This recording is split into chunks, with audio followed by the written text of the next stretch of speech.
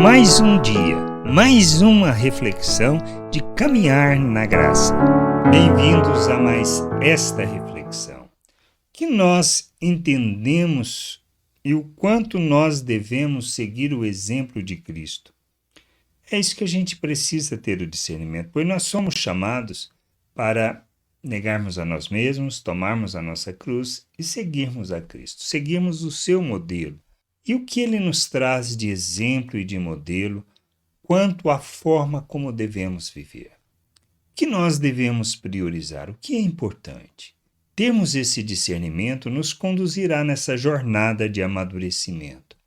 Porque todo o propósito das nossas vidas é amadurecermos, é a maturidade, é sermos plenos de Cristo em todo o nosso viver. De maneira que nas nossas relações, na maneira como nós nos posicionamos, agimos, reagimos diante das situações, nós devemos aprender a agir e reagir segundo Cristo, segundo o modelo que ele nos deixa. Por isso, lá em João 4, versículo 34 e 35, quando ele está ali naquela conversa com a mulher samaritana que os discípulos chegam, e Jesus fala com eles a seguinte coisa: Jesus lhes declarou: a minha comida consiste em fazer a vontade daquele que me enviou e realizar a sua obra. Vocês não dizem que ainda faltam 4 meses até a colheita? Eu, porém, vos digo: levantem os olhos e vejam os campos, pois estão maduros para a colheita. Jesus veio para trazer a salvação, trazer a reconciliação, para nos conduzir ao Pai. Mas isso só é possível quando há o discernimento, o entendimento, quando nós nos submetemos a Cristo, reconhecendo Ele como Senhor e Salvador. Quando nós fazemos assim, nós somos libertos das trevas, libertos da falta de entendimento, da falta de discernimento, para que a gente possa andar na vontade de Deus. Todo o nosso viver, toda maneira de vivermos e andarmos neste mundo deve ser focado numa só coisa: buscar a vontade de Deus. A nossa comida, a prioridade da nossa vida deve ser a vontade do Pai. Fazer e vivermos a vontade do Pai, como Cristo. Por isso ele fala: olha, os campos já estão brancos, nós precisamos priorizar o processo de salvação, de reconciliação, de sermos luz neste mundo, de sermos instrumento de justiça e expressão de graça, de revelarmos a glória de Deus neste mundo. Nós não temos outra maneira de viver. Precisamos glorificar o Pai. Precisamos ser instrumento de justiça, expressão da graça, do revelar do amor de Deus. Como podemos fazer isso? Quando nós buscamos o conhecimento do Senhor, para que, vivendo de maneira que agrade a Deus, fazendo das nossas vidas oferta em favor da vontade de Deus, como Cristo, a gente possa nos oferecer em favor do mundo para que o mundo conheça o Pai.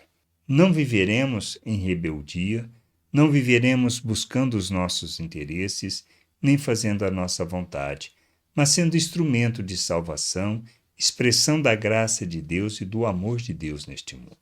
A gente precisa crescer, precisamos amadurecer, precisamos compreender a vontade de Deus, sermos instrumento de justiça e expressão da graça de Deus neste mundo, revelando o seu amor, revelando sua misericórdia, revelando tudo aquilo que o nosso Deus é, manifestando da sua vida, manifestando do seu reino e da sua salvação neste mundo. Este deve ser o nosso foco, essa deve ser a nossa comida. Fazer e buscar a vontade do Pai, para, vivendo a vontade do Pai, possamos ser a luz neste mundo, sermos o instrumento de salvação, sendo os reconciliadores dos homens com Deus, sendo cooperadores de Deus neste processo de salvação dos homens. Porque andamos na verdade, praticamos a justiça, somos imitadores de Cristo, deixamos as obras das trevas para revelarmos tudo aquilo que expressa o nosso Deus e manifesta as suas virtudes em todas as situações. A gente precisa crescer, precisamos buscar o conhecimento do Pai e vivermos de forma plena, priorizando a sua vontade, priorizando o seu querer. Isto deve ser a nossa comida e este deve ser o entendimento que temos que ter, de maneira que o Pai seja glorificado por meio de nossas vidas e a sua salvação alcance todos os cantos deste mundo. Que a gente entenda e que possamos olhar os campos brancos e saber que somos responsáveis pela colheita. Graça e paz sobre a tua vida. Amém. Você acabou de ouvir uma reflexão de caminhar na graça.